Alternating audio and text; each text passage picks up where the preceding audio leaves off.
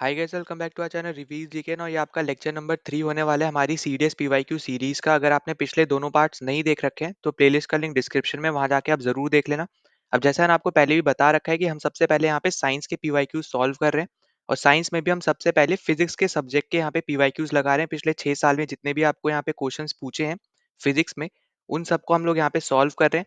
जिसमें से पिछले दोनों पार्ट्स में हम लोग यहाँ पे 2024, 2023 और 2022, इन तीनों साल के हम लोग क्वेश्चंस ऑलरेडी हम लोग यहाँ पे लगा चुके हैं। जैसे आपको पता है कि एक साल में आपके 2 बार सीडीएस के एग्जाम होते हैं, तो हमने यहाँ पे 6 एग्जाम्स के, ठीक है, यहाँ पे 2024, 2023 और 2022 में जो आपके 6 एग्जाम्स हुए सीडीएस के, उनके क्वेश्चन हमने ऑलरेडी यहाँ पे सॉल्व किए हैं।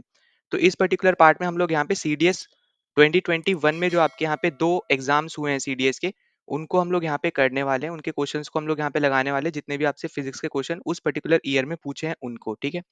तो अगर आपने अभी तक चैनल को सब्सक्राइब नहीं किया, वीडियो को शेयर, वीडियो को लाइक नहीं किया, तो यहाँ पे लाइक कर देना, ताकि ज़्यादा लोगों तक यहाँ पे वीडियो पहुंच भी पाए और उनकी भी यहाँ पे हेल्प हो पाए। अब यहाँ पे ना, पहले क्वेश्चन पे बढ़ने से पहले, जैसा आपको पता है कि आपकी अभी भी यहाँ पे, अब जब यहाँ पे ये वीडियो देख रहे हो, तो आपका यहाँ पे स्टार्टिंग ऑफ फेब्रवरी चल रहा है और आपका एग्जाम आपका 13 ऑफ अप्रैल को है। तो अभी भी अगर आप देखोगे तो आपके पास मोटा मोटे 2 मंथ्स हैं अभी भी। तो अगर आपने अभी तक एनसीईआरटीज नहीं कवर अप करी है, तो उसकी आपको चिंता करने की जरूरत नहीं है। वो भी हमने यहाँ पे ऑलरेडी कवर अप किया है। हमने यहाँ पे साइंस की 9th और 10th की एनसीईआरटी की कंप्लीट यहाँ पे प्लेलिस्ट बना रखी है। अगर आपने अभी तक नहीं किया कवर, आपको करना है, तो आप वीडियो जरूर देख सकते हो। प्लेलिस्ट का लिंक आपको डिस्क्रिप्शन में मिल जाएगा, वहां जाके आप जरूर देख लेना। साइंस का हमने 9th से 10th कवर अप कर रखा है। फिर हमने यहाँ पे इकोनॉमिक्स को भी हमने यहाँ पे 9th और 10th में जो भी आपका यहाँ पे टॉपिक्स है, उन सबको यहाँ पे कवर अप कर रखा है। और ज्योग्राफी का भी हमने यहाँ पे 6 क्लास से लेके 10th क्लास तक, ठीक है, सब हमने यहाँ पे कवर अप कर रखा है। तीनों प्लेलिस्ट का लिंक आपको डिस्क्रिप्शन मिल जाएगा, तो वहां जाके आप जरूर देख लेना। जैसे भी आपकी नीड हो या फिर कोई टॉपिक आपके यहाँ पे नीड हो, तो उसको आप सीधा उस प्लेलिस्ट में जाके आप जाके देख सकते हो, ठीक है। क्योंकि आपको पता है कि एनसीईआरटीज बेसिक नॉलेज आपका यहाँ पे कवर अप करता है, और आपके एग्जाम में भी, अगर आप एग्जाम पॉइंट ऑफ व्यू से भी देखोगे, तो एनसीईआरटी मस्ट होती है, बहुत ज्यादा इंपॉर्टेंट होती है। तो आप इन तीनों प्लेलिस्ट को भी आप अपने हिसाब से, आपके रिक्वायरमेंट के हिसाब से आप जरूर देख सकते हो, ठीक है। तीनों के लिंक यहाँ पे डिस्क्रिप्शन में, वहां जाके आप जरूर देख लेना। नाउ सबसे पहले यहाँ पे क्वेश्चन पे चलते हैं। तो हम लोग यहाँ पे सीडीएस टू 2021 के जितने भी आपके फिजिक्स के क्वेश्चन है, उनको सबसे पहले सॉल्व करते हैं। जिसमें सबसे पहला क्वेश्चन आपको यहाँ पे देखने को मिल रहा है। यहाँ पे आपसे पूछा जा रहा है, a ray of light travelling from a rarer medium to a denser medium, ठीक है। तो बेसिकली आपको मैंने यहाँ पे पिछले वीडियो में बता रखा है यहाँ पे रिफ्रैक्शन का केस, ठीक है। तो जो यहाँ पे आपको अब ध्यान से सुनना है कि जो टॉपिक मैं ऑलरेडी आपको समझा चुका हूँ ना पिछले वीडियोस में, वो अब मैं यहाँ पे वापस से नहीं समझाऊंगा। बस जो क्वेश्चन आपको दे रखा होगा ना, उसके रिगार्डिंग अब हम यहाँ पे बात करेंगे। या फिर अगर आपका यहाँ पे ऐसा कोई क्वेश्चन आता है जिसपे नया टॉपिक आता है, ठीक है, तो उस पर्टिकुलर क्वेश्चन में फिर मैं आपको यहाँ पे वो टॉपिक वापस से यहाँ पे बता दूंगा, ठीक है, अगर वो यूज हो रहा होगा। तो पर यहाँ पे क्योंकि मैं आपको ऑलरेडी यहाँ पे बता चुका हूँ रिफ्रैक्शन का केस, तो यहाँ पे मैं हल्का सा आपको यहाँ पे बता दे रहा हूँ। जैसे मैंने आपको बताया था, मान लो ये आपका प्लेन है, ठीक है। यहाँ पे आपका एक मीडियम होता है और एक यहाँ पे एक मीडियम होता है। ये आपका है नॉर्मल, ठीक है। अब यहाँ पे आपकी पड़ती है इंसिडेंट रे। यहाँ पे आपका ये इंसिडेंट रे जो पड़ रही है, यहाँ पे ये बनाती है ये आपका एंगल ऑफ इंसिडेंस, ठीक है। अब अगर मान लो यहाँ पे मैंने आपको दो कंडीशन जैसे मैंने बताई थी, कि अगर आपका यहाँ पे डेंसर से रेयरर की तरफ जाता है, ठीक है, यहाँ पे चलो पूरा लिख दो अगर आपको यहाँ पे कंफ्यूजन हो जाए। तो आपको हमेशा याद रखना है कि अगर आपकी लाइट रे डेंसर मीडियम से रेयरर मीडियम की तरफ जाती है, तो आपको हमेशा यहाँ पे याद रखना है कि यहाँ पे इस पर्टिकुलर रे की जो स्पीड होगी वो यहाँ पे इंक्रीज करेगी। और ये जो नॉर्मल है, ये जो आपको लाइन देखने को मिल रही है ना, डॉटेड लाइन, ये आपका नॉर्मल है, ठीक है। और इससे यहाँ पे जो ये इंसिडेंट रे यहाँ पे जब पड़ेगी, ठीक है, ये आपका है पहला मीडियम, ये आपका है दूसरा मीडियम। अब यहाँ पे जब मैं बोल रहा हूँ डेंसर से रेयरर, इसका मतलब हो गया कि ऊपर वाला आपका डेंसर मीडियम होगा और नीचे वाला आपका यहाँ पे रेयरर मीडियम होगा, ठीक है। तो उस कंडीशन की हम बात कर रहे हैं कि इस कंडीशन में आपकी जो स्पीड होगी वो यहाँ पे इंक्रीज कर जाएगी। और ये जो लाइट रे होगी, ये बेसिकली आपकी क्या करेगी, यहाँ पे ये मूव अवे हो जाएगी यहाँ पे नॉर्मल से, ठीक है। तो यहाँ पे जो बैंड आपको देखने को मिलेगा, वो यहाँ पे देखने को मिलेगा कि ये नॉर्मल से और भी ज्यादा दूर देखने को मिलेगी, कुछ इस तरीके से, ठीक है। ये आपका होता है पहला कंडीशन। इसी तरीके से मान लो हम यहाँ पे बना लेते हैं, ये पहला मीडियम, ये दूसरा मीडियम, ये आपका एक डॉटेड लाइन, ठीक है, जिसको नॉर्मल बोलते हैं। यहाँ से आपका आपका इंसिडेंट रे पड़ा, यहाँ पे आपका एंगल ऑफ इंसिडेंस, ठीक है, यहाँ पे आपका एंगल ऑफ रिफ्रैक्शन। तो अब यहाँ पे जो दूसरा आएगा केस, यहाँ पे क्या होगा, अगर मान लो आप यहाँ पे रेयरर से डेंसर की तरफ जाते हो, ठीक है, अगर आपकी जो लाइट रे है वो आपकी रेयरर मीडियम से डेंसर मीडियम की तरफ जाती है, तो क्या उस पे फर्क पड़ेगा, ये आपको यहाँ पे पता होना चाहिए, ठीक है। ये सब मैं ऑलरेडी आपको यहाँ पे करवा चुका हूँ, ठीक है, बस बताने के लिए मैं बता रहा हूँ। अगले क्वेश्चन में अगर यहाँ पे सेम टॉपिक रिपीट होगा, तो वो मैं आपको अब वापस नहीं बताऊंगा, ठीक है, इसलिए यहाँ पे प्लीज ध्यान से सुनना। तो यहाँ पे अब अगर रेयरर से डेंसर की तरफ जाएगा, तो यहाँ पे जो स्पीड होती है वो आपकी डिक्रीज कर जाती है, और जो ये लाइट रे होगी ना, ये बेसिकली अब आपकी नॉर्मल की तरफ मूव कर जाएगी। ठीक है, तो मूव टुवर्ड्स नॉर्मल। ठीक है, तो अब आपको यहाँ पे ये दो इंपॉर्टेंट चीजें हैं जो आपको यहाँ पे याद रखना है। तो यहाँ पे जो आपका बनेगा वो कुछ इस तरीके से बनेगा, यहाँ पे आपका आ जाएगा स्मॉल आर, जो आपका एंगल ऑफ रिफ्रैक्शन है। ठीक है, तो अब यहाँ पे जो आपसे पूछा है, यहाँ पे क्या पूछा है कि आपने एक लाइट रे ली जो आपकी ट्रेवल कर रही है रेयरर मीडियम से आपके डेंसर मीडियम की तरफ। ठीक है, पहला मीडियम कौन सा है? रेयरर है, मतलब ये वाली कंडीशन। तो इस कंडीशन में हमने क्या देखा, रेयरर से डेंसर जाने में कि आपकी जो स्पीड होगी वो कम हो जाएगी, और जो आपकी लाइट रे है वो बेसिकली नॉर्मल की तरफ मूव कर जाएगी। तो यहाँ पे स्पीड क्या होगी? कम होगी, मतलब यहाँ पे सी ऑप्शन और डी ऑप्शन ये क्या हो जाएंगे? आपके यहाँ पे हो जाएंगे एकदम गलत। ठीक है, रेयरर से आपके यहाँ पे आपकी जा रही है डेंसर पे, तो स्पीड क्या होगी? कम हो जाएगी, मतलब यहाँ पे लाइट रे आपकी स्लो डाउन होगी। तो इससे हमें दो ऑप्शन तो मिल गई जो आपके एलिमिनेट आप डायरेक्ट कर सकते थे। अब उसके बाद आपको यहाँ पे जैसे मैंने बताया, यहाँ पे क्या होगा कि जो आपकी लाइट रे है वो नॉर्मल की तरफ मूव कर जाएगी। तो यहाँ पे अवे तो होना नहीं है, तो ये वाला भी आपका गलत हो जाएगा। तो राइट आंसर कौन सा आ जाएगा? यहाँ पे बी ऑप्शन। ठीक है, मूव टूवर्ड्स होगा। तो यहाँ पे ये चीज वैसे भी मैं आपको पहले ही बता चुका हूँ, जो हमने पिछले दो पार्ट्स के वहां पे भी हमने क्वेश्चन लगाए थे, वहां पे मैंने बताया था। अब यहाँ पे बता दिया है, पर अगर आगे से अब यहाँ पे सेम ही टॉपिक रिपीट होंगे तो अब मैं वो वापस से नहीं बताऊंगा, सीधा आपको आंसर समझा दूंगा मैं। ठीक है, तो यहाँ पे जो राइट आंसर है वो आपका है यहाँ पे बी ऑप्शन। now अगले क्वेश्चन पे चलते हैं। तो अगला क्वेश्चन आपसे यहाँ पे पूछा जा रहा है कि where should an object be placed in front of a convex lens to get a real and enlarge image of the object. ठीक है, तो यहाँ पे आपको वही वापस से अगर आप देखो तो आपको यहाँ पे कॉन्वेक्स लेंस के बारे में पूछा गया है। इसके बारे में भी हमने यहाँ पे पिछले वीडियो में डिस्कस किया था। तो यहाँ पे मैंने आपको ये सब चीजें ऑलरेडी यहाँ पे बताई थी, यहाँ पे जब हमने ये वाला क्वेश्चन हमने सॉल्व किया था। ठीक है, तो यहीं पे ही अगर आप यहाँ पे क्लियरली देखो, जो आपसे पूछा जा रहा है, आपसे क्या पूछा जा रहा है? आपसे बोल रहा है कि आप कहाँ पे अपना ऑब्जेक्ट रखोगे in in front of a mirror, जहाँ पे आपको रियल और इनलार्ज इमेज देखने को मिले। तो यहाँ पे मैंने आपको ये 6 कंडीशंस आपको यहाँ पे बता रखी थी, आपको यहाँ पे क्लियरली याद भी होगा। तो रियल इन्वर्टेड के लिए तो आपको शुरू की 5 कंडीशन में देखने को मिलता है, और लास्ट वाले में आपका वर्चुअल इरेक्ट हो जाता है, क्योंकि वो सेम साइड पे बिहाइंड द ऑब्जेक्ट आपकी इमेज बनती है। ठीक है, तो ये सब मैं आपको ऑलरेडी यहाँ पे बता भी चुका हूँ, है ना? अगर आपको यहाँ पे याद भी हो, तो ये आपका कुछ कॉन्वेक्स लेंस होता है, और यहाँ से आपका ये आपका है F1 जिसको हम फोकस बोल सकते हैं। ये आपका है ट्वाइस ऑफ F1 जिसको हम C1 के नाम से भी जान सकते हैं। ये आपका है यहाँ पे F2, और इधर आपका आ जाता है ट्वाइस ऑफ F2 या फिर C2। ठीक है, और यहाँ पे मैंने पिछले वीडियो में बताया था, ये आपका स्मॉल f होता है। ये यहाँ से यहाँ तक पूरा आपका यहाँ पे कैपिटल R होता है, रेडियस ऑफ कर्वेचर, ये आपका सेंटर ऑफ कर्वेचर है। और जो आपका यहाँ पे इक्वेशन भी थी वो भी मैंने आपको बताई थी यहाँ पे, कि जो आपका F निकल के आता है बेसिकली यहाँ पे। ठीक है, यहाँ पे जो आपका F अगर आप बोलो या फिर R बोलो, जिस भी तरीके से बोलो, अगर आप R के फॉर्म में बात करो तो ये आपका F/2 होता है। तो F जो होता है आपका ट्वाइस ऑफ R बोल रहा हूँ, एक मिनट। ये आपका जो F आता है, F आपका क्या होता है यहाँ पे? R/2 होता है। ठीक है, F आपका होता है यहाँ पे R का आधा। यहाँ पे आप डायग्राम से ही देख पा रहे हो ना कि F आपका यहाँ पे R का आधा है। तो यहाँ से आपका जो R की रिलेशन निकल के आती है F के रिस्पेक्ट में, वो आपकी यहाँ पे ट्वाइस ऑफ F निकल के आती है। ये भी हमने यहाँ पे पिछले वीडियो में सॉल्व किया था। ठीक है, तो ये भी आप यहाँ पे याद रखना।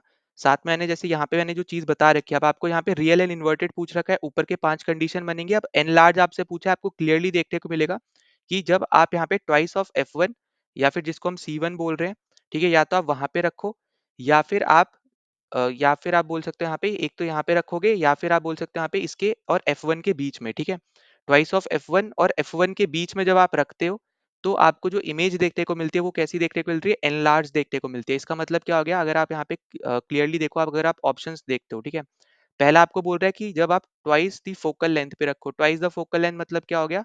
फोकल आपका ये है, ट्वाइस मतलब यहाँ पे C1 पे रखो। तो C1 पे रखने पे तो सेम साइज की मिलती है, ये हमने पिछले में भी देखा था, सेम साइज की मिलती है। ठीक है, तो यहाँ पे इसका मतलब क्या हो गया? ये हो जाएगा आपका यहाँ पे गलत। दूसरा आपसे बोल रहा है इन्फिनिटी पे रखो। अब देखो, इन्फिनिटी पे रखते हो जब आप यहाँ पे, तो आपकी यहाँ पे हाईली डिमिनिश्ड रहती है। ठीक है, मैंने आपको ये ऑर्डर भी बताया था किस तरीके से आप इजिली इसको याद रख सकते हो। तो सबसे पहले आपका हाईली डिमिनिश्ड, फिर same size, enlarge, highly enlarge, इस तरीके से आपका चलेगा साइज के रिस्पेक्ट में। और ये जो आप किस तरीके से रख रहे हो ऑब्जेक्ट, ये भी मैंने आपको बताया था कि पहले इन्फिनिटी, फिर इन्फिनिटी और यहाँ पे C1 या फिर ट्वाइस ऑफ F1 के बीच में, फिर इस पे रखोगे आप C1 या फिर ट्वाइस ऑफ F1 पे रखोगे, फिर इन दोनों के बीच में, फिर F1 पे, फिर F1 और लेंस के बीच में। तो हमेशा आप देखोगे यहाँ पे जो 6 कंडीशन बन रही है ना, वो कन्वर्जिंग लेंस या फिर कन्वर्जिंग मिरर के केस में बनती है, और डाइवर्जिंग के केस में सिर्फ 2 ही कंडीशन बनती है। और जो ये 6 कंडीशंस बनती है ना, इनका सबसे अच्छा तरीका आपको याद रखने का, इसको सीक्वेंस वाइज याद रखो। जो है जैसे मैंने आपको यहाँ पे बताया कि ऑब्जेक्ट को आप एक-एक करके आप आगे-आगे प्लेस करते हो, तो उसी तरीके से आप यहाँ पे 6 की 6 कंडीशन इजीली याद रख सकते हो। तो यहाँ पे आपको क्लियरली दिखेगा कि आप ट्वाइस ऑफ F1 और F1 पे रखोगे तब आपकी यहाँ पे हाईली एनलार्ज इमेज बनेगी, तो इन्फिनिटी पे तो यहाँ पे बननी नहीं वाली। फिर यहाँ पे दे रखा है beyond twice the focal length, मतलब यहाँ पे जो आपका ये सी है ना, ये C1 और ट्वाइस ऑफ F1 इसके पीछे की तरफ रखोगे तब बनेगी, तो ये भी कंडीशन क्या आपकी यहाँ पे गलत है, ठीक है। तो यहाँ पे अपना राइट आंसर निकल के आएगा यहाँ पे C option, between the principal focus. Principal focus मतलब आपका यहाँ पे ये वाला फोकस, ठीक है, ये वाला जो आपका F1 दे रखा है ये होता है प्रिंसिपल फोकस। और उसके बाद आपको दे रखा है twice the focal length, twice the focal length वही जो आपका अगर यहाँ से यहाँ तक एफ है, तो ट्वाइस द फोकल लेंथ मैंने आपको ये रिलेशन भी बताया था, तो ये आपका बन जाएगा रेडियस ऑफ कर्वेचर। तो इन दोनों के बीच के मतलब यहाँ पे इस पॉइंट के और इस पॉइंट के बीच में जब आप रखोगे तब आपको एनलार्ज इमेज देखने को मिलती है और रियल इमेज देखने को मिलती है, ठीक है। तो यहाँ पे ये 6 कंडीशन याद रखना है, रिलेशंस आपको यहाँ पे याद रखने हैं, वो सब हमने पिछले वीडियोस में कवर किए हैं। तो यहाँ पे राइट आंसर अपना यहाँ पे सी ऑप्शन। नाउ अगले क्वेश्चन पे चलते हैं। तो अगला क्वेश्चन आपसे यहाँ पे पूछा जा रहा है, the magnetic field lines inside the current carrying solenoid is in the form of. अब देखो ये वाला सेम तरीके का क्वेश्चन हमने यहाँ पे पिछले वीडियो में किया था, तो आपको यहाँ पे याद भी होगा। हमने ये क्वेश्चन यहाँ पे किया था, तो यहाँ पे ये जो स्टेटमेंट आपको दे रखी है सेम टू सेम क्वेश्चन आपको यहाँ पे दे दी है, क्योंकि मैंने आपको बताया था कि ये आपका एग्जाम्पल बेसिकली यहाँ पे इस स्टेटमेंट का सोलोनॉइड होता है, ठीक है। तो यहाँ पे जैसे मैंने आपको पिछले में भी बताया था कि यहाँ पे जैसे मान लो आपका यहाँ पे ये सोलेनॉइड टाइप में कैसे बनाओगे, यहाँ पे आपकी जो मैग्नेटिक फील्ड लाइंस होंगी ना वो आपकी इस डायरेक्शन में ऐसे ऐसे भी जाती है और इस डायरेक्शन भी आपकी ऐसे ऐसे जाती है, पर जो सेंटर में जो आपको ये देखने को मिल रहा है यहाँ पे इस पर्टिकुलर ऑब्जेक्ट के अंदर, ये आपकी हमेशा जो फील्ड लाइंस होंगी मैग्नेटिक फील्ड लाइंस वो आपकी हमेशा पैरेलल रहेंगी एक दूसरे से, कभी भी कट नहीं करेंगे और हमेशा वो पैरेलल रहेंगी, ठीक है। ऊपर की तरफ तो देखो आप यहाँ पे थोड़ा सर्कुलर टाइप में आ जाएंगे या इक्लिप्स टाइप में आपकी बन रही है, पर ये आपकी जो अंदर की तरफ रहेंगी ना सेंटर में, वो आपकी हमेशा कैसी रहती है, यहाँ पे इनसाइड सोलेनोइड कैसी रहती है, हमेशा पैरेलल रहती है, ठीक है। इनसाइड सोलेनोइड ये आपका ऑब्जेक्ट है इसके अंदर, तो ये आपकी हमेशा कैसी रहती है, पैरेलल रहती है। तो आपको हमेशा इसके रिस्पेक्ट में आपको याद रखना है, इसलिए आपका डी ऑप्शन करेक्ट हो जाएगा। यहाँ पे भी अगर आप देखो जो हमने कल क्वेश्चन किया था, तो वहां पे भी ये सेम ही चीज आपको दे रखी थी, the magnetic field at the centre of a long circular coil carrying current will be parallel straight line. तो मैंने आपको यहाँ पे ही बताया था कि यहाँ पे सोलेनॉइड की ही यहाँ पे बेसिकली बात हो रही है, ठीक है। यहाँ पे एज एन एग्जांपल आप सोलेनॉइड भी ले सकते हो।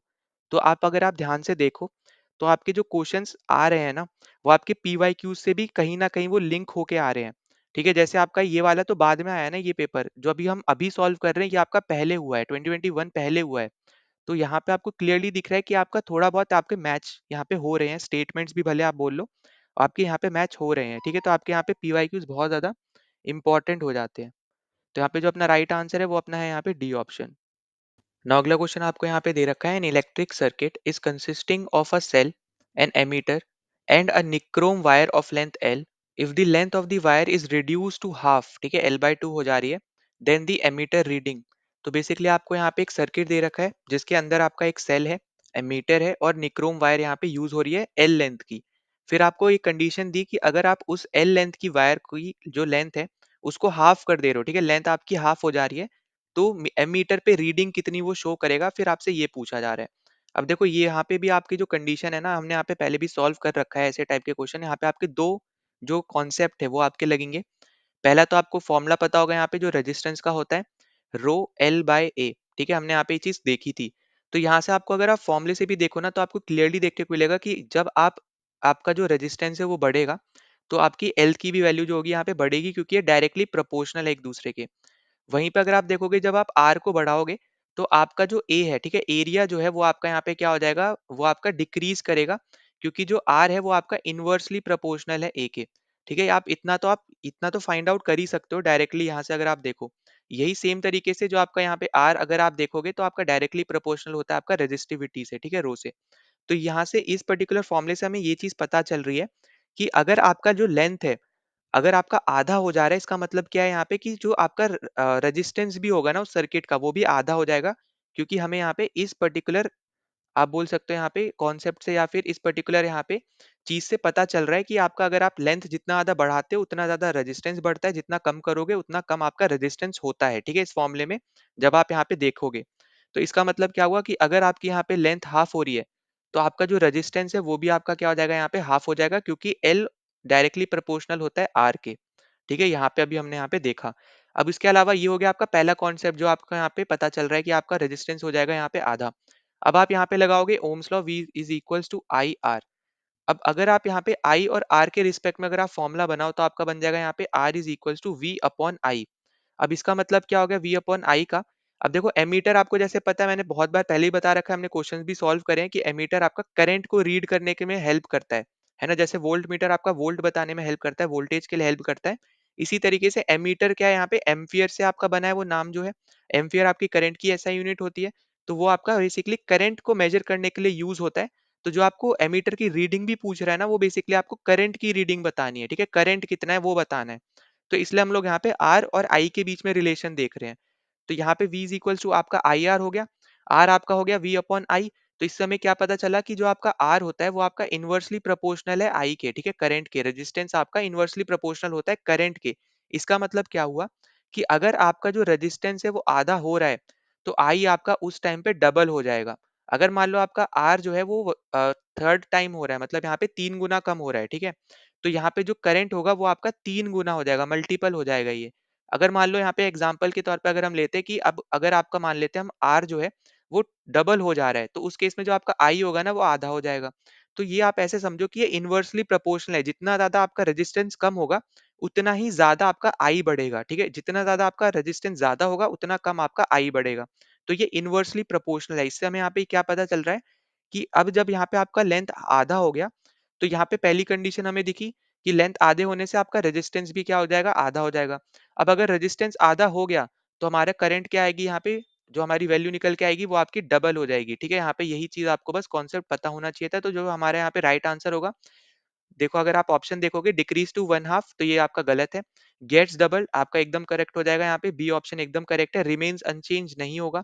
डिक्रीजेस टू वन थर्ड ये भी आपका नहीं होने वाला है, ठीक है। तो आपका यहाँ पे कैसे बी ऑप्शन करेक्ट हुआ अभी मैंने आपको यहाँ पे पूरा समझाया। कोई भी डाउट होता है तो कमेंट सेक्शन में जरूर मेंशन कर देना, वरना टेलीग्राम चैनल को जो ज्वाइन करके भी आप वहाँ पे भी अपने डाउट्स पूछ सकते हो, ठीक है। और इसकी कंप्लीट पीडीएफ आपको एकदम फ्री टेलीग्राम चैनल पे मिल जाएगी। जो भी अभी तक हम लोगों ने यहाँ पे लेक्चर्स वगैरह किए सब आपको टेलीग्राम चैनल पे मिल जाएंगे, ठीक है। तो यहाँ पे अपना आंसर हो जाएगा यहाँ पे बी ऑप्शन। नाउ अगले क्वेश्चन पे चलते हैं। तो अगला क्वेश्चन आपको यहाँ पे पूछ रखा है, an athlete completes one round of a circular track of diameter 100 metre in 20 second, ठीक है। तो एक आपके पास एक सर्कुलर ट्रैक है जिसका डायमीटर है 100 मीटर, और एक एथलीट उसको कंप्लीट करने के लिए 20 सेकेंड लेता है। कंप्लीट करने का मतलब हो गया, जैसे मान लो ये आपका सर्कुलर ट्रैक है, यहाँ से एथलीट भाग रहा है अगर, तो यहाँ पे ही आके वो खत्म जब कर रहा है तो उसको 20 सेकंड लग रहे हैं, ठीक है। इसका मतलब यहाँ पे ये है। ये मत समझना कि यहाँ से शुरू कर रहा है यहाँ पे खत्म कर रहा है तो 20 सेकंड है, नहीं। जहाँ पे इसने जहाँ से स्टार्ट किया वहीं पे आके जब खत्म कर रहा है तो उसको यहाँ पे 20 सेकंड लग रहे हैं, तभी तो वो आपका डायमीटर वो निकल के आएगा ना पूरा कंप्लीट, ठीक है। उसके बाद देखो आपसे क्या बोल रहा है कि what will be the displacement after 1 minute and 10 second. तो 1 मिनट के बाद कितना डिस्प्लेसमेंट होगा जो वो एथलीट कर रहा है उस पर्टिकुलर प्रोसेस के थ्रू, और 10 सेकंड के बाद कितना होगा। अब देखो यही सेम तरीके का क्वेश्चन हमने पिछले वीडियो में भी किया था जहां आपको ये क्वेश्चन दे रखा था। तो यहाँ पे भी मैंने आपको ये पूरा चीज समझाई थी। तो यहाँ पे मैंने आपको समझाया था कि डिस्टेंस और डिस्प्लेसमेंट में क्या फर्क होता है। तो ये चीज मैं वापस नहीं बताने वाला हूँ, पिछला वीडियो जरूर देख लेना। इसलिए मैं बार बार बोल रहा हूँ कि आप वीडियो साथ साथ देखते हुए आओ, ठीक है, लाइन वाइज देखते हो, ताकि यहाँ पे आपके कॉन्सेप्ट, क्योंकि कुछ ना कुछ कॉन्सेप्ट आपके बार बार रिपीट हो रहे हैं, ठीक। तो आपको यहाँ पे जैसे मैंने पहले बता रखा है कि अगर मान लो यहाँ पे ये आपका है सर्कुलर ट्रैक, ठीक है, अगर आपका यहाँ पे ये है स्टार्टिंग पॉइंट, तो जहां से आपने स्टार्ट किया और वहीं पे आके जब आप खत्म करते हो तो आपका जो डिस्प्लेसमेंट होता है वो आपका होता है जीरो, क्योंकि डिस्प्लेसमेंट क्या होता है, आपका इनिशियल और फाइनल के बीच का डिस्टेंस होता है। अब जब आपका इनिशियल और फाइनल पॉइंट सेम है तो ऑब्वियस सी बात है कि आपका डिस्प्लेसमेंट क्या हो जाएगा, जीरो हो जाएगा। पर वो डिस्टेंस के केस में जीरो नहीं होगा, हमेशा यहाँ पे याद रखना है आपको। डिस्टेंस आपका वो कंप्लीट होगा जो आपने कवर किया है, ठीक है। जैसे मैंने आपको पहले बताया था कि जैसे मान लो आपके पास ए से बी जाने में, ठीक है, ए से बी जा रहे हो और फिर वापस आप ए पे आ रहे हो, ठीक है। अब यहाँ पे इस तरीके से हम लोग मान लो बना लेते हैं, ए से बी आप यहाँ पे आ रहे हो, उसके बीच में 10 मीटर का यहाँ पे डिस्टेंस है, ठीक है, 10 किलोमीटर ले लो। तो एक होता है यहाँ पे डिस्टेंस। अब डिस्टेंस जैसे आपको मैं बोल रहा हूँ कि ए से बी गए फिर बी से आप वापस ए पे आ रहे हो, तो जो डिस्टेंस निकल के आएगा वो हो जाएगा आपका यहाँ पे 20 किलोमीटर, ठीक है। क्योंकि 10 आपने इधर से कवर किया फिर आप वापस आने में 10 वापस कवर कर रहे हो, तो डिस्टेंस आपका वो सम्मेशन कर रहा है, ठीक है, सम कर रहा है वापस। पर डिस्प्लेसमेंट ऐसा नहीं करेगा, डिस्प्लेसमेंट देखेगा आपका इनिशियल पॉइंट क्या है और फाइनल पॉइंट क्या है, फिर उन दोनों के बीच में डिस्टेंस, मतलब उसके उन दोनों के बीच में डिफरेंस निकालेगा। तो यहाँ पे क्योंकि आपका इनिशियल फाइनल दोनों सेम है तो आपका यहाँ पे क्या हो जाएगा, डिस्प्लेसमेंट जीरो हो जाएगा, ठीक है। ये मैं आपको पहले ही बता चुका हूँ पर मैंने आपको यहाँ पे वापस बता दिया। अब यहाँ पे अगर आप देखो तो आपको यहाँ पे देखो क्या दे रखा है, एक आपको दे रखा है यहाँ पे कि ये 20 सेकंड में यहाँ पे कंप्लीट राउंड ले लेता है और इसका यहाँ पे डायमीटर है 100 मीटर। अब आपको यहाँ पे जो पूछ रहा है दो कंडीशन, वो पूछ रहा है कि 1 मिनट के बाद कितना होगा। अब 1 मिनट अगर आप सेकंड में कन्वर्ट करो तो ये कितना निकल के आएगा, यहाँ पे 60 सेकंड निकल के आएगा। 60 को आप 20 से डिवाइड करो तो आपका यहाँ पे 3 रेवोल्यूशन ये पूरे ले लेगा। मतलब यहाँ पे कोई भी आपको पॉइंट में वैल्यू नहीं मिल रही है। इसका मतलब क्या हुआ कि जहां से भी वो शुरू करेगा ना, वहीं पे ही आके वो खत्म कर रहा है। जैसे फॉर एग्जाम्पल यहाँ पे कहने का क्या है कि पहला इसने राउंड लिया, इधर से यहाँ पे घूमते हुए आया, इधर इसने कंप्लीट किया, ठीक है, 20 सेकंड हो गए, फिर ये वापस गया, वापस घूम के आया, 40 सेकंड हो गए, यहाँ पे खत्म किया। फिर एक और राउंड ये लिया और यहाँ पे आके 60 सेकंड हो गए, मतलब 1 मिनट हो गया। 1 मिनट होने के बाद भी वो इधर ही इस पोजीशन पे ही रहा, मतलब इनिशियल जो पोजीशन जहां से उसने शुरू किया था, 1 मिनट के बाद भी वो अपने सेम पोजीशन पे ही रहा। तो ऑब्वियस सी बात है डिस्प्लेसमेंट क्या होगा, अपना जीरो होगा। तो यहाँ पे जो अपना पहला आंसर निकल के आएगा 1 मिनट के लिए, वो निकल के आएगा जीरो। ठीक है, यहाँ पे क्या आएगा, जीरो निकल के आएगा। तो यहाँ पे आप बी और आपका सी ऑप्शन आप डायरेक्टली क्या कर सकते हो, एलिमिनेट कर सकते हो। तो जीरो जीरो हमारे पास यहाँ पे एक ए ऑप्शन में है और एक डी ऑप्शन में है। ठीक है, अब उसके बाद आपको बोल रहा है कि 10 सेकंड के बाद कितना होगा। अब यहाँ पे अगर आप देखो इनिशियल पोजीशन आपका ये है, ठीक है, आपको कवर करने के लिए आपको कितना टाइम लग रहा है ये वापस से हम लोग बना लेते हैं। ठीक है, इनिशियल पोजीशन हम लोग यहाँ पे ले लेते हैं, ये आपका सर्कुलर ट्रैक, इनिशियल पोजीशन आपका यहाँ पे ये है। अब आपको एक कवर करने के लिए इसको आपको लग रहा है 20 सेकंड। अब जब यहाँ पे आपसे बोल रहा है कि 10 सेकंड में कितना होगा, तो ऑब्वियस सी बात है कि 10 सेकंड में आप आधे तक ही पहुंच पाओगे। ठीक है, अब उसके बाद आपको जैसे मैंने बताया डिस्प्लेसमेंट क्या होता है, इनिशियल और फाइनल पोजीशन के बीच का डिस्टेंस, ठीक है, उसके बीच का डिफरेंस। तो यहाँ पे आपको क्लियरली देखने को मिल रहा है, यहाँ पे आपका ये आंसर क्या आएगा, यहाँ पे डायमीटर होगा। ठीक है, तो जो सर्कुलर ट्रैक का जो डायमीटर है, यही आपका आंसर होगा 10 सेकंड के लिए। तो वो आपका कितना है, यहाँ पे 100 मीटर आपका यहाँ पे है। तो जो हमारा यहाँ पे दूसरे का आंसर निकल के आएगा वो आपका आएगा यहाँ पे 100। ठीक है, 100। अगर मान लो ये 200 होता है तो 200 मीटर होता, 300 होता है तो 300 मीटर होगा। तो यहाँ पे हमेशा याद रखना, आपका अगर आधे पे वो आके रुक जा रहा है, ठीक है, तो वो आपका बेसिकली डायमीटर ही उसका आंसर आएगा। ठीक है, तो ये हमने पहले भी डिस्कस कर रखा है। तो यहाँ पे जो हमारा राइट आंसर है वो आपका आएगा यहाँ पे डी ऑप्शन। ए आपका गलत हो जाएगा क्योंकि 50 नहीं आएगा, 100 आएगा। तो राइट आंसर है यहाँ पे डी ऑप्शन। ये पहले भी हम लोग ने यहाँ पे कवर किया पिछले लेक्चर में। कोई भी डाउट हो जरूर पूछ लेना। ठीक है, नाउ अगले क्वेश्चन में आपसे यहाँ पे पूछ रखा है, what is the effect of the pressure of a human body on sand. अब देखो ये क्वेश्चन बहुत ज्यादा सिंपल क्वेश्चन है। कैसे सिंपल है, बस आपको यहाँ पे इसका फॉर्मूला पता होना चाहिए था। किसका फॉर्मूला, आपको प्रेशर का फॉर्मूला पता होना चाहिए। ठीक है, अब जैसे आपको यहाँ पे पता होगा प्रेशर को पी से डिनोट करते हैं, तो इसका फॉर्मूला होता है फोर्स अपॉन एरिया। ठीक है, एफ अपॉन ए। और ऐसा यूनिट क्या होता है इसका, वो होता है पास्कल। ठीक है, अब ऐसा यूनिट पता हो ना हो वो अलग चीज है, पर हो सकता है यहाँ पे कभी कभी यहाँ पे सिंपल टर्म्स में भी पूछ लेता है, तो आपको यहाँ पे मैं बता दे रहा हूँ। इसका ऐसा यूनिट होता है आपका यहाँ पे पास्कल, पी ए से हम लोग यहाँ पे इसको डिनोट करते हैं। ठीक है, और इसी के अलावा अगर आप देखोगे इसको किस और तरीके से लिखते हैं, तो इसको हम लोग लिखते हैं एन अपॉन मीटर स्क्वायर। ठीक है, तो पास्कल को हम लोग यहाँ पे इस तरीके से भी लिख सकते हैं एसआई के टर्म में। तो ये भी आपको यहाँ पे याद रख लेना है। ठीक है, तो ये दोनों आपको यहाँ पे इंपॉर्टेंट है, यहाँ पे इसकी यूनिट्स यहाँ पे याद रख लेना, कन्वर्जन के बाद भी और पहले भी। ठीक है, अब देखो यहाँ पे मैंने जो बोला था आपको कि फॉर्मूले के हिसाब से अगर आप देखो फोर्स अपॉन एरिया, इसका मतलब क्या है कि यहाँ पे आपका जो एरिया है ना, ठीक है, आपको यहाँ पे देखने को मिल रहा है कि आपका इनवर्सली प्रोपोर्शनल है यहाँ पे प्रेशर के। आप यहाँ पे जैसे ना आपको पिछले में बताया था, आप इस तरीके से इसको यहाँ पे याद रख सकते हो। ठीक है, 1/A। तो इसका मतलब क्या है कि आपका जो प्रेशर होगा वो आपका डायरेक्टली प्रोपोर्शनल है यहाँ पे फोर्स के। जितना ज्यादा फोर्स लगाओगे उतना ज्यादा प्रेशर लगेगा। ठीक है, प्रेशर होगा। इसी तरीके से अगर जितना कम आपका एरिया है उस पर्टिकुलर केस में आपको उतना ज्यादा प्रेशर रहेगा, क्योंकि वो आपका इनवर्सली प्रोपोर्शनल है। पी आपका इनवर्सली प्रोपोर्शनल है एरिया के। ठीक है, पी आपका यहाँ पे क्या है, 1/A के इक्वल रहेगा। ठीक है, यहाँ पे प्रोपोर्शनल है डायरेक्टली या इनवर्सली। ठीक है, तो ये आपको यहाँ पे याद रखना है। तो इससे आपको यहाँ पे क्या पता चल रहा है, अगर आप यहाँ पे ऑप्शन देखो, आपको ऑप्शन भी उसी तरीके से दे रखे हैं। आपको बोला है कि इफेक्ट आपको बताना है प्रेशर का ह्यूमन बॉडी का ऑन सैंड। ठीक है, सैंड पे क्या इफेक्ट पड़ेगा, तो पहला आपको बोला है कि larger while standing than while lying. तो अब जैसे मान लो ये आपका सैंड है, ठीक है, आप यहाँ पे ऐसे खड़े हो। ठीक है, अब जब आप यहाँ पे खड़े हो तो आपका यहाँ पे इधर इधर प्रेशर लग रहा है, पर मान लो आप यहाँ पे ऐसे लेटे हुए हो। ठीक है, ऐसे लेटे हुए, तो आपका जो एरिया है ना प्रेशर लगने का वो आपका ज्यादा है ना। ये तो आपको यहाँ पे क्लियरली पता ही चल रहा है। जब आप लेटोगे तो आपका जो प्रेशर होगा ना वो आपका डिवाइड हो जाएगा, है ना, क्योंकि आपका एरिया बड़ा है। तो यहाँ पे हमें क्लियरली देखने को मिल रहा है, जहाँ पे एरिया कम होगा ना वहां पे ही आपका प्रेशर ज्यादा लगेगा, क्योंकि वो आपका रिलेशन क्लियरली हमें देखने को मिल रहा है फॉर्मूला के हेल्प से। जहाँ पे फोर्स जो आपका है, मतलब यहाँ पे फोर्स अपॉन एरिया आपका यहाँ पे प्रेशर रहता है। तो प्रेशर आपका इनवर्सली प्रोपोर्शनल है एरिया के, जितना कम एरिया उतना ज्यादा आपका यहाँ पे प्रेशर। तो हमें ऑब्वियस सी बात है कि स्टैंडिंग में हमारा यहाँ पे ज्यादा प्रेशर लगेगा एज कम्पेयर टू जब आप यहाँ पे लेटे होगे, जब आप लाई कर रहे होगे, ठीक है। तो यहाँ पे हमारा पहला ही कंडीशन क्या हो जाएगा, यहाँ पे एकदम करेक्ट हो जाएगा, हमसे ट्रू ही पूछा था, यही आपका एकदम करेक्ट हो जाएगा। ठीक है, बाकी भी अगर हम देखें तो आगे आपको दे रखा है कि small while standing than while lying. अब देखो ये तो आपका गलती हो गया, अभी मैंने आपको बताया। अगर आपको बस फॉर्मूला पता होता तब भी आप यहाँ से डायरेक्टली निकाल सकते थे, जितना कम एरिया उतना ज्यादा प्रेशर, ठीक है। तो यहाँ पे बी ऑप्शन इसलिए गलत है। फिर बोल रहा है यहाँ पे कि सेम रहेगा चाहे आप खड़े रहो या फिर लाए करो, तो ये भी आपका गलत हो जाएगा। फिर ये अगला बोल रहा है कि larger while standing during the day time and smaller during the night time. अब देखो इसका यहाँ पे सच कोई यहाँ पे इंपॉर्टेंस नहीं है, फॉर्मूला बस आपको पता होना चाहिए फोर्स अपॉन एरिया, तो उसके अकॉर्डिंग आप यहाँ पे आंसर निकाल सकते हो, ठीक है। अब यहाँ पे लाइट आपका यहाँ पे स्टैंड रहो या फिर लाई करो डे टाइम में या नाइट टाइम में, उसका यहाँ पे सच यहाँ पे कोई वो नहीं है, ठीक है। क्योंकि यहाँ पे ये क्या बोल रहा है कि स्टैंड आपका यहाँ पे हो रहा है ड्यूरिंग आपका डे टाइम, और रात के टाइम में आप लाई कर रहे हो, तो यहाँ पे इसलिए इसका फर्क पड़ रहा है, तो ऐसा बिल्कुल भी नहीं है, ठीक है। तो यहाँ पे ये पॉइंट भी बस आपको यहाँ पे याद रखना है। तो बस इस अकेले फॉर्मूले से आप इसका आंसर डायरेक्टली निकाल सकते थे, अपना आंसर आ जाएगा यहाँ पे ए ऑप्शन। नौ अगले क्वेश्चन में आपको यहाँ पे दे रखा है, एक आपको साउंड वेव दे रखी है जिसकी फ्रीक्वेंसी आपको दे रखी है यहाँ पे 4 किलो हर्ट्स, ठीक है। 4 किलो हर्ट्स मतलब हो गया यहाँ पे 4 × 10⁻³ हर्ट्स, ठीक है। या फिर आप इसी को लिख सकते हो यहाँ पे इस तरीके से 4000 हर्ट्स, ठीक है। तो यहाँ पे किसी भी तरीके से आप यहाँ पे लिख लो, यहाँ पे आपको याद रखना है। दूसरा आपको दे रखा है यहाँ पे वेवलेंथ आपको दे रखी है 30 सेंटीमीटर की, तो सबसे पहले तो इसको यहाँ पे एसआई यूनिट में कन्वर्ट कर लो, तो आपके निकल के आ जाएगी 0.3 मीटर, ठीक है।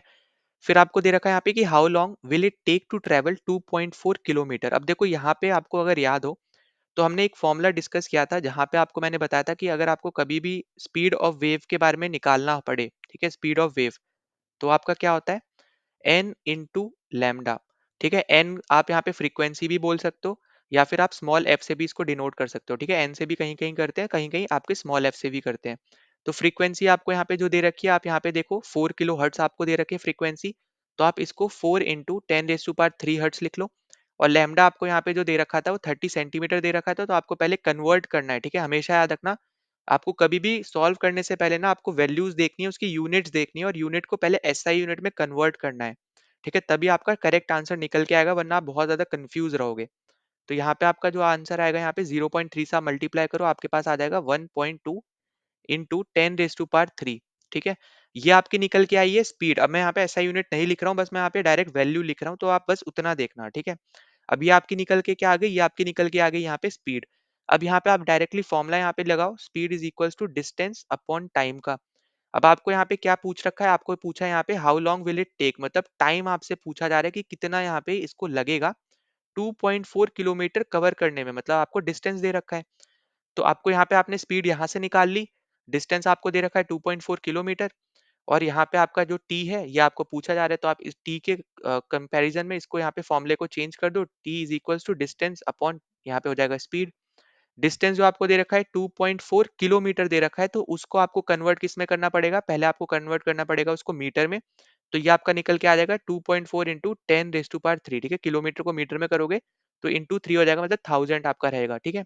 और अपॉन में आप इसको यहाँ पे नीचे लिख दो, जो स्पीड आपकी निकल के 1.2 × 10⁻³।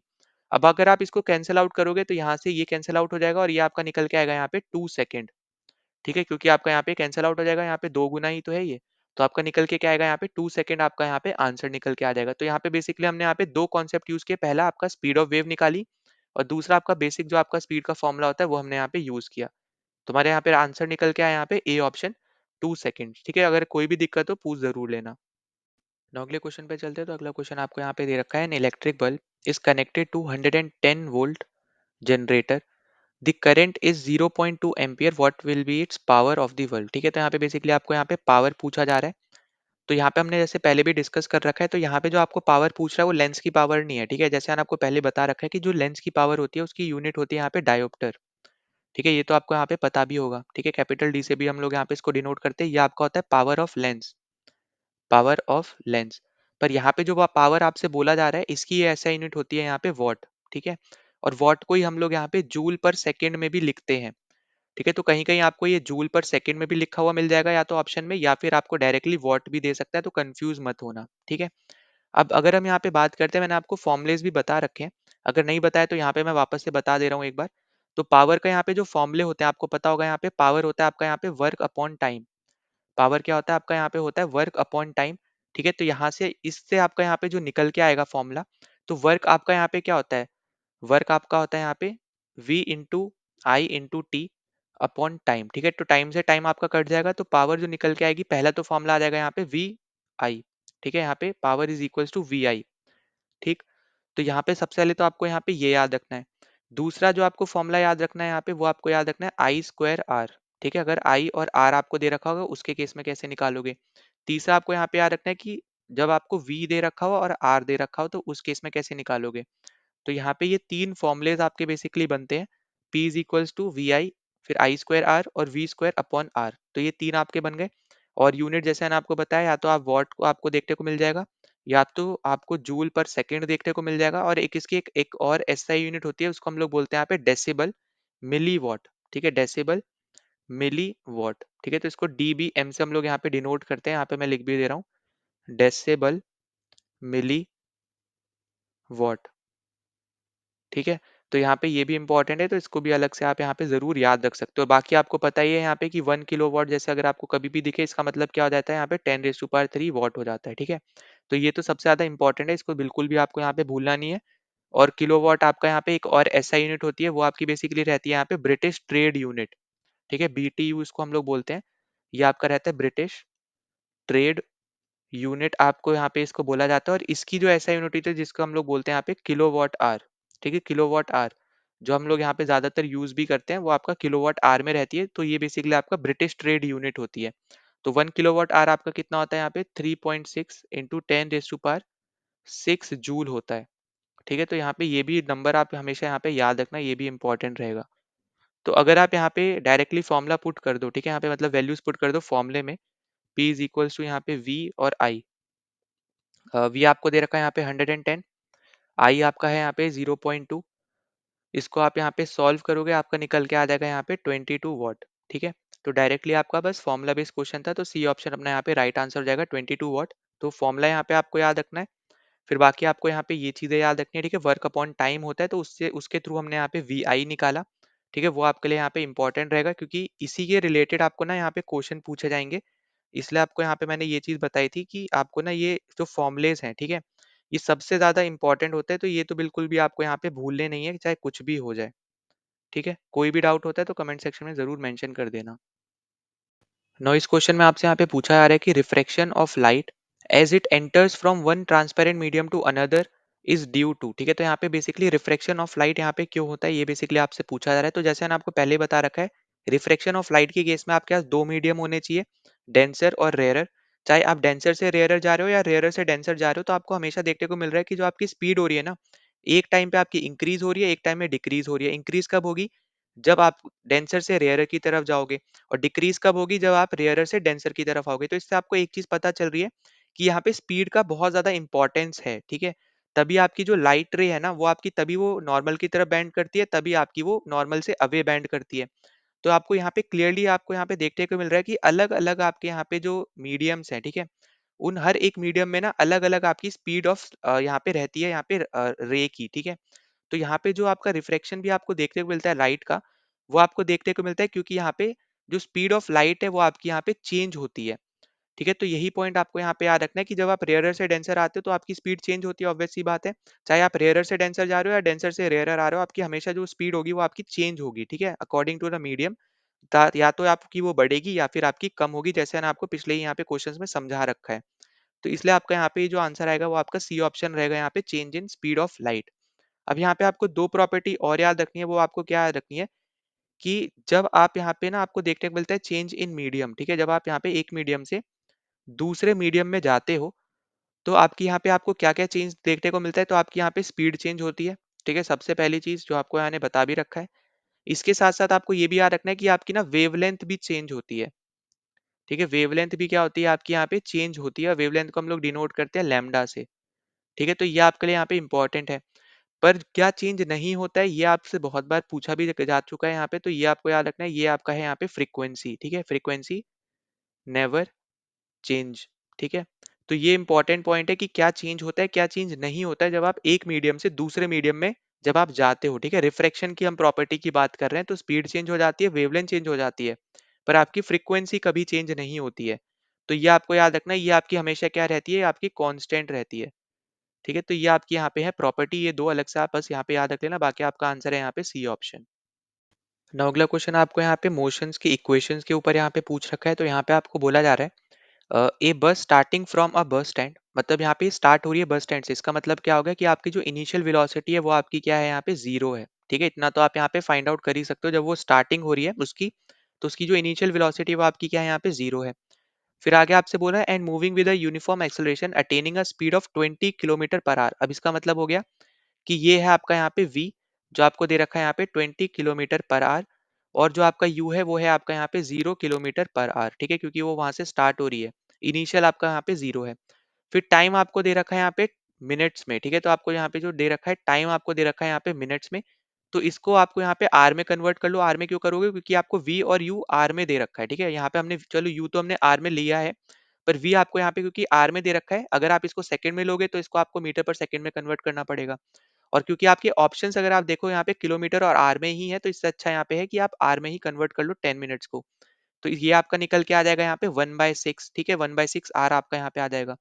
कैसे आएगा यहाँ पे 10 मिनट्स, क्योंकि आपका एक यहाँ पे 1 घंटे में कितने मिनट्स होते हैं, 60 होते हैं, तो इस तरीके से आपका 1/6 आर निकल के आ जाएगा। ठीक है, तो ये तो आपको यहाँ पे पता ही है। फिर आपके यहाँ पे जो तीन इक्वेशन होती है ये आपको पता होना चाहिए। हमने यहाँ पे देखो u निकाल लिया, v निकाल लिया, t हमने यहाँ पे निकाल लिया, और a आपसे यहाँ पे पूछा है। अब आपको यहाँ पे तीन इक्वेशंस पता होनी चाहिए मोशन की। पहली आपकी रहती है v is equals to u plus a t. ठीक है, ये आपकी है पहली। दूसरी आपकी रहती है s is equals to u t plus half a t square.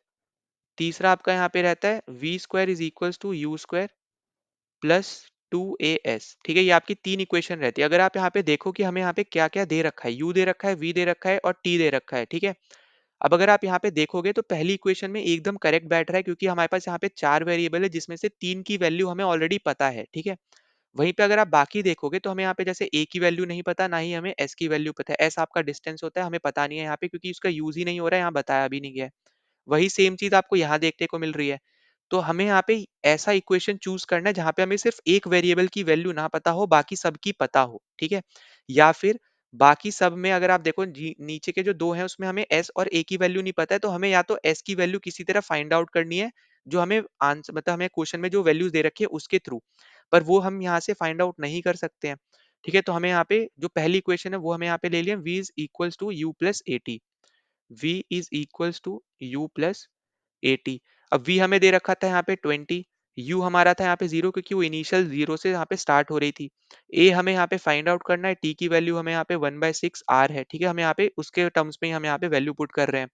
अब अगर आप इसको सॉल्व करोगे 6 आपका उधर चला जाएगा, तो ये आपका a निकल के आ जाएगा यहाँ पे 120 किलोमीटर आर स्क्वायर। ठीक है, तो यहाँ पे जो आंसर निकल के आएगा वो आपका आएगा यहाँ पे बी ऑप्शन, 120 किलोमीटर पर आर स्क्वायर आपका यहाँ पे आंसर आ जाएगा। इस तरीके से बस आपको वैल्यू पुट करनी थी और कुछ भी नहीं करना था। बस आपको यहाँ पे जैसे मैंने हमेशा बोला है एसआई यूनिट में कन्वर्ट करो, या फिर जो आपको ऑप्शन में जो वैल्यूज दे रखे हैं ना उसके हिसाब से कन्वर्ट करो। ठीक है, ये दो पॉइंट हमेशा याद रखना, या तो आप एसआई यूनिट में कन्वर्ट करो, एसआई यूनिट में कन्वर्ट करोगे तो मीटर पर सेकंड में आपका निकल के आएगा, उसको फिर आपको किलोमीटर पर आर में आपको यहाँ पे निकालना पड़ेगा 18 × 5 करके। ठीक है, तो उस तरीके से भी आप यहाँ पे कर सकते हो, वो भी आप यहाँ पे जरूर कर सकते हो, पर वो आपका लेंदी प्रोसेस बन जाएगा। अगर आपको करना है तो वैसे भी आप कर सकते हो, वरना आप डायरेक्ट यहाँ पे उसको आर में कन्वर्ट करो, फिर वहां पे डायरेक्टली वैल्यू पुट कर दो फर्स्ट इक्वेशन में, वहां से आपका आंसर आ जाएगा यहाँ पे 120 किलोमीटर पर आर स्क्वायर। तो यहाँ पे बी ऑप्शन हमारे यहाँ पे राइट आंसर है। नाउ अब हम यहाँ पे सॉल्व करने वाले 2021 का जो पहला वाला एग्जाम हुआ था सीडीएस का, उसके क्वेश्चंस को। सीडीएस टू 2021 के हमने यहाँ पे सारे क्वेश्चन डिस्कस कर लिए। अब जो यहाँ पे पहला क्वेश्चन आपको इस पर्टिकुलर ईयर का यहाँ पे जो सीडीएस का एग्जाम था पहला वाला, उसमें जो आपको देखने को मिला था, तो यहाँ पे आपको दे रखा है कि we are given 3 copper wires of different length and different area of cross section. ठीक है, तीन वायर है आपके पास कॉपर की, तीनों का अलग लेंथ है और तीनों के अलग एरियाज हैं। तो आपको बताना है यहाँ पे कि which one of the following would have the highest resistivity. अब देखो यहाँ पे आपको प्लीज ध्यान से सुनना, बहुत ज्यादा इंपॉर्टेंट कॉन्सेप्ट है। आपको जैसे मैंने फॉर्मूला बता रखा है, आर आपका रहता है यहाँ पे रेजिस्टिविटी एल अपॉन ए। ठीक है, अब ये जो आपका ये आर है ना, ये आपका एल के ऊपर भी डिपेंड करता है और ए के ऊपर भी डिपेंड करता है। साथ ही साथ ये आपका टेम्परेचर के ऊपर भी डिपेंड करता है और उस नेचर के ऊपर भी यहाँ पे डिपेंड करता है। ठीक है, तो इन सब के ऊपर आपका यहाँ पे जो रेजिस्टेंस है ना, ये आपका डिपेंड करता है। ठीक है, तो यहाँ पे किस किस के ऊपर डिपेंड करेगा, लेंथ के ऊपर डिपेंड करेगा, मतलब शेप के ऊपर डिपेंड करेगा। ठीक है, साइज के ऊपर डिपेंड करेगा, ठीक है, एरिया के ऊपर, टेम्परेचर के ऊपर, नेचर के ऊपर आपका यहाँ पे ये डिपेंड करेगा मटेरियल के, ठीक है। तो यहाँ पे ये आपको यहाँ पे याद रखना है ऑफ मटेरियल। पर वहीं पे अगर हम बात करते हैं रजिस्टिविटी की, ठीक है, जिसको हम लोग रो से लिख रहे हैं, तो रजिस्टिविटी सिर्फ और सिर्फ आपका टेम्परेचर और नेचर के ऊपर डिपेंड करता है, ठीक है। ये किसके ऊपर डिपेंड करता है, आपका यहाँ पे टेम्परेचर और नेचर के ऊपर डिपेंड करता है ऑफ मटेरियल, यहाँ पे याद याद रख लेना, ठीक है, ना कि आपका यहाँ पे ये एरिया और आपके लेंथ के ऊपर डिपेंड करता है। तो हमेशा याद रखो कि ये इंडिपेंडेंट रहता है आपका एरिया से भी और आपके यहाँ पे क्रॉस सेक्शन मतलब क्रॉस सेक्शन एरिया से भी और आपके लेंथ से भी। तो इसका मतलब क्या हुआ कि आपको चाहे कोई भी वायर दे रखी हो, उसका कुछ भी अलग लेंथ हो, कुछ भी अलग यहाँ पे एरिया हो, उससे कुछ फर्क नहीं पड़ता है। अगर आपको यहाँ पे टेम्परेचर में कुछ डिफरेंस दिया होता तो आपका यहाँ पे फर्क पड़ता, और अगर आपको नेचर में कुछ डिफरेंस दिया होता तो आपका फर्क पड़ता, ठीक है। तो यहाँ पे आपका यहाँ पे जो दे रखा है, जैसे ए आपको बोल रहा है कि copper wire of 50 centimetre length and 1 mm diameter यहाँ पे, तो ये आपका ऐसा कुछ भी नहीं है देखने को मिलेगा, ठीक है। 25 centimetre length and 0.5 mm diameter की आपकी हाईएस्ट रेजिस्टिविटी होगी, तो ये भी ऐसा नहीं है। फिर 10 सेंटीमीटर 2 mm का आपको डायमीटर दे रखा है, तो ये भी नहीं होगा। तो यहाँ पे इसका मतलब हो गया कि आपका यहाँ पे कोई भी वायर लो, इन तीनों ही वायर में आपको यहाँ पे इक्वल बेसिकली आपको देखने को मिलेगी रेजिस्टिविटी, क्योंकि ना तो ये लेंथ के ऊपर डिपेंड करता है, ना ही ये एरिया ऑफ क्रॉस सेक्शन के ऊपर डिपेंड करता है। ये सिर्फ और सिर्फ आपका टेम्परेचर और नेचर ऑफ मटेरियल के ऊपर यहाँ पे डिपेंड करता है, ठीक है। तो यहाँ पे याद रखना, और इसकी एसआई यूनिट मैंने आपको पहले बता रखी है यहाँ पे, ओम मीटर इसकी यहाँ पे क्या होती है, यहाँ पे एसआई यूनिट होती है। और बाकी आपको रेजिस्टेंस की तो पता ही है, वो आपकी नॉर्मल यहाँ पे ओम होती है, ठीक है। या तो इस तरीके से डिनोट करके दे देगा या फिर आपको लिख के दे देगा पूरा। तो आपको यहाँ पे छोटी छोटी चीजें हैं जो आपको यहाँ पे याद रखनी है, जो आपको पूछी जा सकती हैं, ठीक। तो यहाँ पे अपना राइट आंसर निकल के आ जाएगा यहाँ पे डी ऑप्शन की, आपके यहाँ पे सभी वायर की रेजिस्टिविटी सेम होगी। नाउ अगला क्वेश्चन आपको यहाँ पे पूछा जा रहा है कि which one of the following is an electric conductor, ठीक है। अब इससे देखो, इससे इजी क्वेश्चन कुछ नहीं होगा। अब आपको यहाँ पे सिर्फ कंडक्टर बताना है, आपको यहाँ पे क्लियरली पता चल रहा है कि प्लास्टिक शीट और वुडन थिन शीट ये दोनों ही आपके क्या है, यहाँ पे इंसुलेटर है, तो ये तो आपके आंसर होने नहीं है, ठीक है। आपको यहाँ पे कंफ्यूजन हो सकती थी इन दोनों में, पर आपको यहाँ पे इतना तो पता होगा कि आपका जो डिस्टिल्ड वाटर होता है, ये बेसिकली आपका होता है यहाँ पे प्योर वाटर। अब प्योर वाटर मतलब हो गया, तो या तो इसमें मतलब इसका मतलब होता है बेसिकली एक तरीके से इसमें कोई भी ना तो सॉल्ट होगा, ना ही यहाँ पे किसी तरीके का इसमें कोई एसिड होगा, ना ही इसमें कोई तरीके का आपका यहाँ पे मिनरल होगा, ठीक है। तो यहाँ पे जो चीज एक तरीके से आप ऐसे समझो, जो चीज यहाँ पे हेल्प करता है यहाँ पे आपको एक तरीके से कंडक्टर बनने में, ठीक है, वाटर को कंडक्टर बनने में, वो चीज इसमें है ही नहीं, ठीक है। वहीं पे आपका यहाँ पे इसलिए बेसिकली आपका यहाँ पे ये आंसर होना नहीं है, ठीक है। डिस्टिल वाटर भी आपका आंसर नहीं होगा, तो जो आंसर होगा वो आपका यहाँ पे ह्यूमन बॉडी। अब ये क्यों है, क्योंकि आपको जैसे पता होगा कि आपका यह जो ह्यूमन बॉडी है वो आपका 70% ना पानी से बना है, ठीक है। और कभी भी आप देखोगे, अगर आप जैसे नंगे पैर भी आप चल रहे हो, ठीक है, और गलती से भी आप तार छू देते हो, ठीक है, तो यहाँ पे आपको शॉक लगता है। वो शॉक क्यों लगता है, वो बेसिकली आपको इसी वजह से लग रहा है ना, क्योंकि आपके यहाँ पे अंदर मिनरल्स से भरा हुआ पानी है, ठीक है। 70% आपकी जो बॉडी है वो पानी से है बनी हुई है, और वो भी आपके मिनरल्स है उसके अंदर प्रेजेंट, एसिड भी प्रेजेंट है और सॉल्ट भी प्रेजेंट है।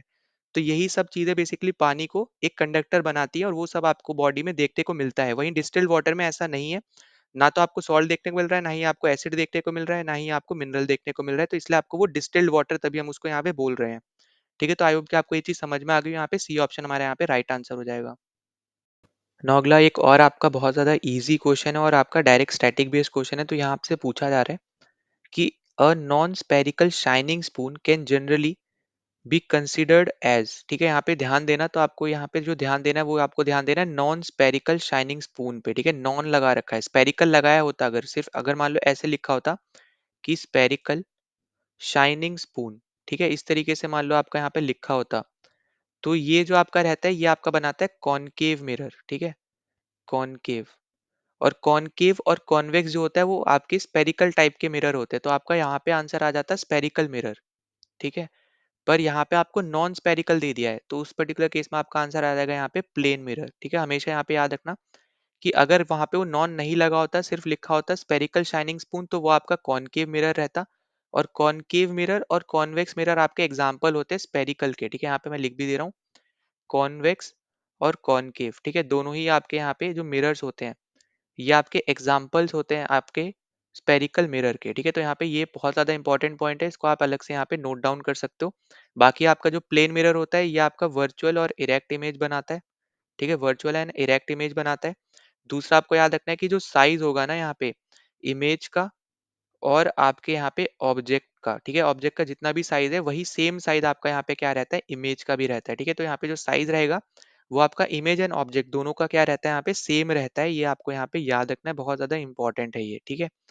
तो यहाँ पे जो अपना आंसर निकल के आएगा वो आपका निकल के आएगा यहाँ पे सी ऑप्शन, प्लेन मिरर। ना अगले क्वेश्चन पे चलते हैं। तो देखो अगला क्वेश्चन भी आपका डायरेक्ट स्टैटिक बेस्ड क्वेश्चन है। यहाँ आपसे पूछ रखा है कि किसने डिस्कवरी की थी heating effect of electric current की। तो अभी मैंने आपको थोड़ी देर पहले एक फॉर्मूला आपको बताया था, P is equals to I square R, है ना, ये मैंने आपको यहाँ पे बताया था। तो heating effect of current basically आपका यहीं से निकल के आया ये फॉर्मूला। तो ये फॉर्मूला भी आपको यहाँ पे याद रखना है, और ये जो आपकी डिस्कवरी है ये आपकी करी थी यहाँ पे जूल ने, ठीक है? तो यहाँ पे जेम्स जूल आपका यहाँ पे करेक्ट आंसर हो जाएगा, ये आपको याद रखना है। बाकी आपकी एसआई यूनिट पावर की याद रखनी है, और लेंस की पावर और ये वाली जो पावर है, ठीक है, मैकेनिकल पावर, इसको दोनों को अलग रखना, कंफ्यूज मत करना। दोनों की एसआई यूनिट भी अलग है, डायोप्टर और आपकी वॉट या फिर जूल पर सेकंड, तो इसको भी आप कंफ्यूज मत करना बिल्कुल भी, ठीक है? फिर बाकी आपका जो आइजैक न्यूटन है, ये आपको मैंने जैसे पहले बता रखा है, यहाँ पे लॉ ऑफ मोशन आपको यहाँ पे याद रखना है, ठीक है, लॉज ऑफ मोशन। इसके अलावा आपको यहाँ पे लॉ ऑफ इनर्शिया आपको यहाँ पे याद रख लेना है, ठीक है, इनर्शिया से रिलेटेड आपका जो लॉ था। फिर आपका इक्वल एंड अपोजिट रिएक्शन वाला जो आपका एक लॉ है वो आपको यहाँ पे याद रख लेना है। बाकी आपका जो कंजर्वेशन ऑफ मोमेंटम है वो आप यहाँ पे अलग से याद रख सकते हो, तो वो सब आपके न्यूटन के हैं। फिर गैलीलियो की बात करें तो यहाँ पे 1609 में इन्होंने एक टेलीस्कोप बनाया था, गैलीलियो टेलीस्कोप, ठीक है, तो ये आप अलग से यहाँ पे याद रख सकते हो। फिर थॉमसन का आपको यहाँ पे डिस्कवरी की थी इन्होंने यहाँ पे इलेक्ट्रॉन की, तो ये भी आप अलग से यहाँ पे याद रख सकते हो। वो अब हम आगे अपने केमिस्ट्री के जब हम क्वेश्चंस करेंगे तो वहाँ पे हम और डिस्कस कर लेंगे इनके बारे में। पर ये चीज़ आपकी फिजिक्स से रिलेटेड पावर, तो यहाँ पे हमने इसके बारे में डिस्कस कर लिया, तो ये आपको यहाँ पे जरूर याद रख लेना है। सी ऑप्शन हमारे यहाँ पे राइट आंसर है। ना अगले क्वेश्चन में आपसे यहाँ पे पूछा आ रहा है कि which one of the following laws of electromagnetism does not, ठीक है, नॉट पूछ रहा है, ध्यान से देना answer, does not give the direction of the magnetic field. इन चारों लॉज में से कौन सा लॉ आपका डायरेक्शन नहीं बताता है मैग्नेटिक फील्ड की, ठीक है? तो देखो सबसे पहला आपको दे रखा है यहाँ पे राइट हैंड थंब रूल। अब राइट हैंड थंब रूल की अगर हम यहाँ पे बात करते हैं तो कुछ इस तरीके से रहता है। ये आपका मान लो यहाँ पे ये थंब है, ठीक है, और ये आपकी यहाँ पे फिंगर्स हैं। ये आप करते हो यहाँ पे क्लोज, ठीक है। अब ये जो थंब है ना ये आप यहाँ पे रखते हो डायरेक्शन में करंट के, ठीक है, करंट के डायरेक्शन में, डायरेक्शन ऑफ करंट, ठीक है, करंट को हम आई से रिप्रेजेंट करते हैं तो मैं आई लिख दे रहा हूँ। तो ये जो थंब है ना आप उसको करंट के डायरेक्शन में आप रखते हो, और फिर उसको रखने के बाद ना ये जो आपकी फिंगर्स हैं इनको आप अपनी तरफ में फोल्ड करते हो उस पर्टिकुलर डायरेक्शन में, ठीक है, अपने पाम की तरफ में जब आप इसको फोल्ड करोगे तो आपको यहाँ पे मैग्नेटिक फील्ड का यहाँ पे डायरेक्शन पता चलेगा। तो ये बेसिकली ये जो चार फिंगर्स है ना ये आपकी हेल्प करती है मैग्नेटिक फील्ड के डायरेक्शन बताने में, ठीक है। यहाँ पे वापस से मैं बता दे रहा हूँ, ध्यान से सुनना। ये जो आपका यहाँ पे आपको दे रखा है राइट हैंड थंब रूल, तो इसमें आप करते क्या हो कि सबसे पहले तो जो भी आपका करंट का डायरेक्शन है उस डायरेक्शन में अपने आप थंब को रख देते हो, ठीक है, ये आपका है यहाँ पे थंब। तो यहाँ पे आपका आई का जो डायरेक्शन है उस तरफ आपने रख दिया। फिर उसके बाद ये जो आपकी ये चार फिंगर्स हैं, ठीक है, ये जो आपके यहाँ पे चार फिंगर्स हैं उनको आप पाम की तरफ फोल्ड करते हो, ठीक है। ये मान लो आपका यहाँ पे ये हथेली है, हथेली की तरफ आप फोल्ड कर रहे हो, ठीक है। तो जिस डायरेक्शन में आप फोल्ड करोगे इस तरफ जैसे आपने फोल्ड किया तो उस डायरेक्शन में आपकी यहाँ पे मैग्नेटिक फील्ड रहेगी, ठीक है। तो यहाँ पे बेसिकली इस तरीके से आपका यहाँ पे डायरेक्शन पता चलता है मैग्नेटिक फील्ड का आपके राइट हैंड थंब रूल में, ठीक है। तो यहाँ पे सबसे पहली चीज आपकी आ गई ये कि आप पाम की तरफ, ठीक है, हथेली की तरफ जब अपने यहाँ पे ये चार फिंगर्स को मोड़ते हो जिस भी डायरेक्शन में, तो वो डायरेक्शन आपकी मैग्नेटिक फील्ड की डायरेक्शन होती है। फिर आपको अगला दे रखा है यहाँ पे फ्लेमिंग्स लेफ्ट हैंड रूल। अब फ्लेमिंग लेफ्ट हैंड रूल की जब हम यहाँ पे बात करते हैं तो सबसे पहले तो आपको यहाँ पे पता होना चाहिए आपकी तीन फिंगर, मतलब यहाँ पे तीन आपके यहाँ पे याद रखना है, तीन चीजें आपकी यूज होती है। एक आपका थंब यूज होता है, एक आपका यहाँ पे इंडेक्स फिंगर यूज होती है, ठीक है, और एक आपकी मिडल फिंगर यूज होती है। तो ये आपकी ये तीन फिंगर है, बाकी दो आप यहाँ पे फोल्ड करके रखते हो अपनी तरफ, ठीक है। अब यहाँ पे ये जो लेफ्ट में हम बात कर रहे हैं यहाँ पे ये आपका जो थंब है ये आपका बताता है फोर्स को। फिर जो आपकी ये इंडेक्स फिंगर है ये आपकी बताती है यहाँ पे मैग्नेटिक फील्ड को, जिसको हम बी से हम डिनोट कर रहे हैं, ठीक है। फिर ये जो आपका यहाँ पे ये नीचे वाला हिस्सा है ये आपका बताता है यहाँ पे करंट, ठीक है, ये आपका है करंट जिसको हम आई से डिनोट करते हैं, या फिर हम इसी को हम बोल सकते हैं यहाँ पे मैग्नेटिक फील्ड भी हम लोग यहाँ पे इसको बोल सकते हैं बी को, ठीक है। तो ये तीन चीजें आपको याद रखनी है, फोर्स, मैग्नेटिक फील्ड और करंट, या फिर शॉर्ट फॉर्म में आप ऐसे याद रख सकते हो, फादर, मदर और चाइल्ड, ठीक है। शॉर्ट फॉर्म में आप ऐसे भी याद रख सकते हो, अगर आप भूल जा रहे हो कि कौन सा फोर्स है कौन सा मैग्नेटिक फील्ड है तो आप सिंपल याद रख लो फादर मदर चाइल्ड, ठीक है। तो इस तरीके से आपको यहाँ पे डायरेक्शन मिलती है कि फोर्स की डायरेक्शन में आप लगाओगे तो उसकी हेल्प से आपको मैग्नेटिक फील्ड करंट की डायरेक्शन मिल जाएगी। अब यहाँ पे जो ये लेफ्ट वाला हैंड रूल है ना ये आपका ज्यादातर यूज होता है यहाँ पे करंट की डायरेक्शन बताने में, ठीक है। पर आप इससे ये नहीं बोल सकते हो कि आप इसकी मैग्नेटिक फील्ड की डायरेक्शन नहीं निकाल सकते हो, यहाँ पे निकाल सकते हो क्योंकि आपके एक फिंगर मैग्नेटिक फील्ड की डायरेक्शन में भी रहती है। तो ऑब्वियस सी बात है कि आप मैग्नेटिक फील्ड की डायरेक्शन भी यहाँ से निकाल सकते हो। इसी सेम तरीके से आपका लेफ्ट हैंड की जगह राइट हैंड भी होता है, ठीक है? ये इसी सेम तरीके से यहाँ पे 2 फिंगर आप ऐसे यहाँ पे क्लोज कर लेते हो। अब यहाँ पे ये जो थंब है, ठीक है? ये आपका बताता है मोशन को, ठीक है? ये आपका बताता है यहाँ पे मोशन को, ठीक? और फिर आपका यहाँ पे ये जो इंडेक्स फिंगर है, ये वापस से आपके मैग्नेटिक फील्ड को बताती है। जो आपका यहाँ पे ये मिडल फिंगर है, ये आपका यहाँ पे करंट को बताती है। तो यहाँ से भी अगर आप देखोगे तो ये भी आप फादर मदर चाइल्ड करके भी आप सिंपल यहाँ पे याद रख सकते हो, ठीक है? तो यहाँ पे भी आपको मैग्नेटिक फील्ड का तो यहाँ पे पता ही चल रहा है यहाँ पे डायरेक्शन। तो अगर आप यहाँ पे वापस आओ अपने ऑप्शंस पे, तो हमने 3 ऑप्शन तो हमने डायरेक्टली एलिमिनेट कर दिए कि यहाँ से हमें पता चल जा रहा है कि डायरेक्शन क्या होगी, यहाँ से भी पता चल जा रहा है, यहाँ से भी पता चल जा रहा है। अब ऑब्वियस सी बात है, अगर हमने 3 एलिमिनेट कर दिए तो हमारा राइट आंसर निकल के आएगा यहाँ पे D option, Faraday's law of electromagnetic induction. अब देखो जो फैराडे का इलेक्ट्रोमैग्नेटिक इंडक्शन का जो लॉ है वो बेसिकली ये बताता है कि मैग्नेटिक फील्ड किस तरीके से इंटरैक्ट करेगी इलेक्ट्रिक करंट के साथ, ठीक है? तो यहाँ पे वो मैग्नेटिक फील्ड के बारे में कुछ नहीं बता रहा है, वो आपको क्या बता रहा है कि किस तरीके से मैग्नेटिक फील्ड जो है वो यहाँ पे इंटरैक्ट करेगी इलेक्ट्रिक सर्किट के साथ, ताकि वो यहाँ पे इलेक्ट्रोमोटिव फोर्स, ठीक है, ईएमएफ जिसको हम बोलते हैं, वो यहाँ पे प्रोड्यूस कर पाए, ठीक है? तो यहाँ पे याद रखना कि ईएमएफ यहाँ पे प्रोड्यूस कर पाए, उसके लिए ये क्या करेगी, बेसिकली ये बताते हैं यहाँ पे कि मैग्नेटिक फील्ड जो है आपकी, यहाँ पे मैग्नेटिक फील्ड किस तरीके से आपकी रिएक्ट करेगी, ठीक है? या फिर बोलो इंटरैक्ट करेगी, यहाँ पे इंटरैक्ट करेगी इलेक्ट्रिक सर्किट के साथ, ठीक है? इलेक्ट्रिक सर्किट के साथ, ताकि आपका वो ईएमएफ प्रोड्यूस हो पाए। तो वो चीज़ आपकी यहाँ पे है इलेक्ट्रोमैग्नेटिक इंडक्शन, ठीक है?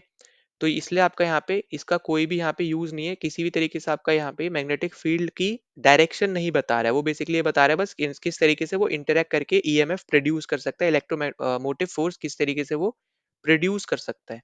तो इसलिए हमारा जो राइट आंसर निकल के आएगा वो हमारा यहाँ पे डी ऑप्शन निकल के आएगा, और ये अच्छा लेवल का क्वेश्चन है, ठीक है? बहुत ज़्यादा मैं ये नहीं बोलूँगा ईज़ी है, क्योंकि ज़्यादातर लोग लॉज़ को पढ़ते ही नहीं है, तो ये ज़्यादातर लोग छोड़ के आए होंगे, ठीक है? तो यहाँ पे आपको ये चारों लॉज़ मैंने समझाया है, कोई भी दिक्कत होती है ज़रूर पूछ लेना। तो यहाँ पे अपना राइट आंसर है यहाँ पे डी ऑप्शन। नाउ अगला क्वेश्चन आपसे यहाँ पे पूछा आ रहा है कि how many internal reflections of light take place in the formation of primary rainbow. अब देखो ये वाला चीज़ ना मैं आपको ऑलरेडी यहाँ पे बता चुका हूँ, जब हमने यहाँ पे पहला वीडियो किया था, तो वहाँ पे मैंने आपको ये क्वेश्चन मैंने करवाया था 2024 में ही, आपका यहाँ पे ये आया हुआ क्वेश्चन है, तो यहीं पे ही मैंने आपको प्राइमरी रेनबो किस तरीके से बनता है और सेकेंडरी रेनबो किस तरीके से बनता है, सब मैंने आपको यहाँ पे बता रखा है, ठीक है? तो इसलिए मैं वापस से नहीं बताऊंगा, पर यहाँ पे हम प्राइमरी रेनबो हम देख लेते हैं। तो प्राइमरी रेनबो में मैंने आपको बताया था कि 2 बार आपका रिफ्रैक्शन होता है और 1 बार आपका टोटल इंटरनल रिफ्लेक्शन होता है। अब इसी टीआईआर, ठीक है, टोटल इंटरनल रिफ्लेक्शन को इंटरनल रिफ्लेक्शन के तौर पे भी पूछा जा सकता है, या फिर आपको डायरेक्टली रिफ्लेक्शन देके भी पूछा जा सकता है, जैसे यहाँ पे आपको पूछा हुआ है, ठीक है? और किस तरीके से होता है, कौन सा इनर एज पे कलर देखने को मिलता है, कौन सा आउटर एज पे कलर देखने को मिलता है, ड्रॉपलेट है ये, ठीक है? ये जो सर्कल आपको देखने को मिल रहा है, ये बेसिकली आपका वाटर ड्रॉपलेट है, ठीक है? तो ये आपका यहाँ पे मैंने ऑलरेडी बता रखा है, तो यहाँ पे आपको मैंने बताया था कि आपको यहाँ पे एक ही टोटल इंटरनल रिफ्लेक्शन, या फिर एक रिफ्लेक्शन बोल लो, या फिर एक इंटरनल रिफ्लेक्शन आपको देखने को मिलता है प्राइमरी रेनबो के केस में। वहीं पे सेकेंडरी रेनबो की अगर आप बात करोगे, तो यहाँ पे आपको दो टोटल इंटरनल रिफ्लेक्शन, या फिर दो इंटरनल रिफ्लेक्शन, या फिर इसी को आप बोल सकते हो दो रिफ्लेक्शन आपको यहाँ पे देखने को मिलते हैं। और कौन सा इनर एज पे कलर देखने को मिलता है, कौन सा आउटर एज पे, ये सब हमने यहाँ पे पहले ही डिस्कस कर रखा है, ठीक है?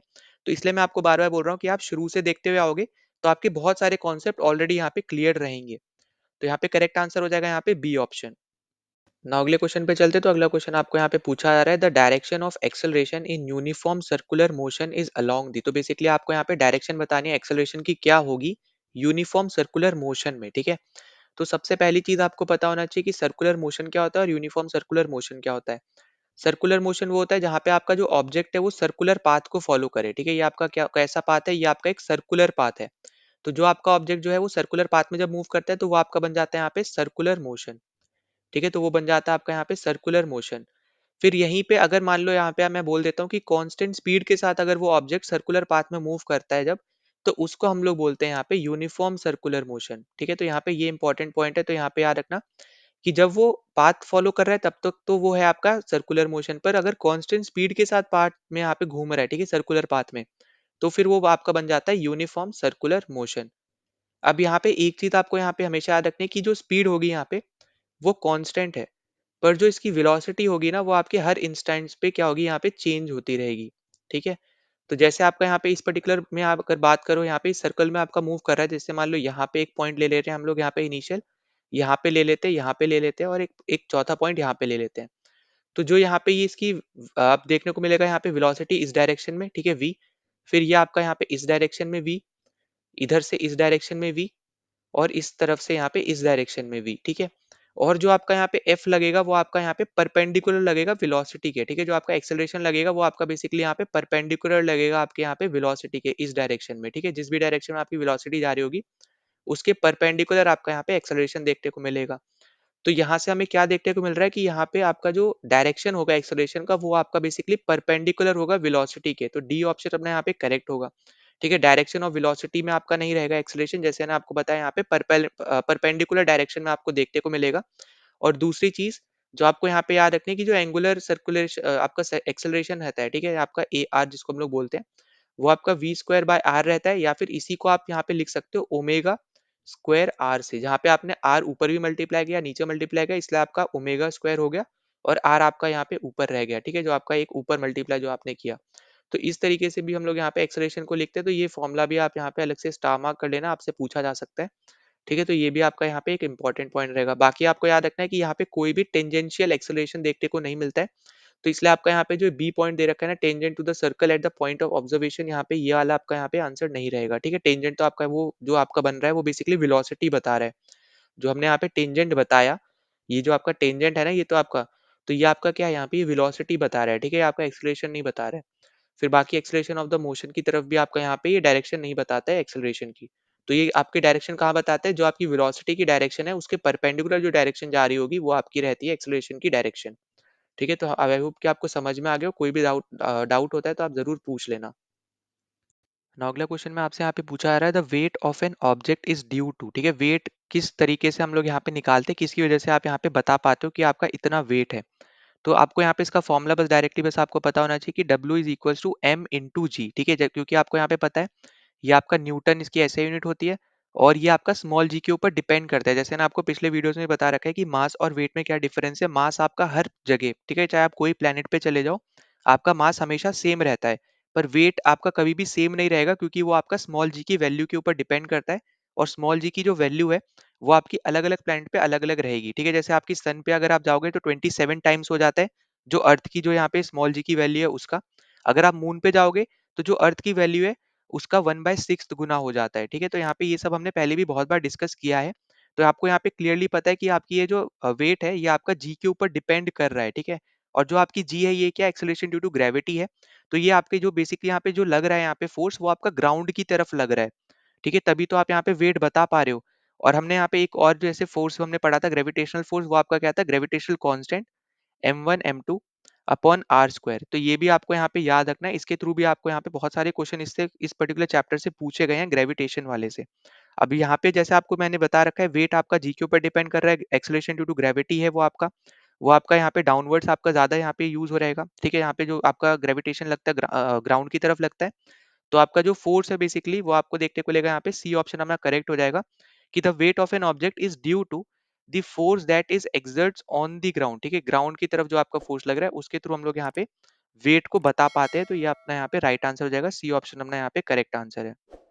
ना अगला क्वेश्चन आपका डायरेक्ट स्टैटिक बेस्ड क्वेश्चन है, तो यहाँ पे ऐसा समझाने का कुछ भी नहीं है। यहाँ पे जो आपसे पूछा जा रहा है ये आपसे पूछ रहा है यहाँ पे कि साइज क्या होगा पार्टिकल्स का नैनो टेक्नोलॉजी में, जिनको हम स्टडी करते हैं उन पर्टिकुलर पार्टिकल्स का। तो आपको यहाँ पे याद रखना है कि 1 से लेके 100 नैनोमीटर, ठीक है, एनएम होता है नैनोमीटर, तो यहाँ तक का आपको साइज देखने को मिलता है उन पार्टिकल्स का जो हम नैनो टेक्नोलॉजी में हम लोग जिनके बारे में स्टडी करते हैं। डायरेक्ट आपका स्टैटिक बेस्ड क्वेश्चन है, और मैं ये नहीं बोलूंगा बहुत ज्यादा ईजी है, क्योंकि ये बहुत ज्यादा आप बोल रहे हो स्टैटिक टाइप है, तो यहाँ पे ज्यादातर लोग इसको छोड़ के ही आएंगे, ठीक है। तो यहाँ पे आपको हमेशा याद रखना है कि कुछ क्वेश्चन आपको ऐसे जरूर देखने को मिलेंगे जो आपके यहाँ पे एक तरीके से समझो यहाँ पे जो छोड़ने वाले होते हैं, ठीक है। तो ये आपका यहाँ पे बी ऑप्शन इसका करेक्ट आंसर है। तो इसी के साथ हमने यहाँ पे 2021 के दोनों सीडीएस के एग्जाम्स के हमने यहाँ पे फिजिक्स के क्वेश्चन हमने यहाँ पे लगा लिए। अगर आपको इसकी पीडीएफ चाहिए जो अभी आपको यहाँ पे देखने को मिल रही है, तो ये आप टेलीग्राम चैनल को ज्वाइन करके आप ले सकते हो, एकदम फ्री पीडीएफ आपको देखने को मिल जाएंगी। लिंक डिस्क्रिप्शन में, उसको ज्वाइन कर लेना। चैनल पे पहली बार आए थे तो सब्सक्राइब कर देना, वीडियो को शेयर, वीडियो को लाइक कर देना, ताकि ज्यादा से ज्यादा वीडियो यहाँ पे लोगों तक ये वीडियो पहुंच पाए, उनकी भी यहाँ पे हेल्प हो पाए। बाकी मिलते हैं नेक्स्ट वीडियो में। जय हिंद।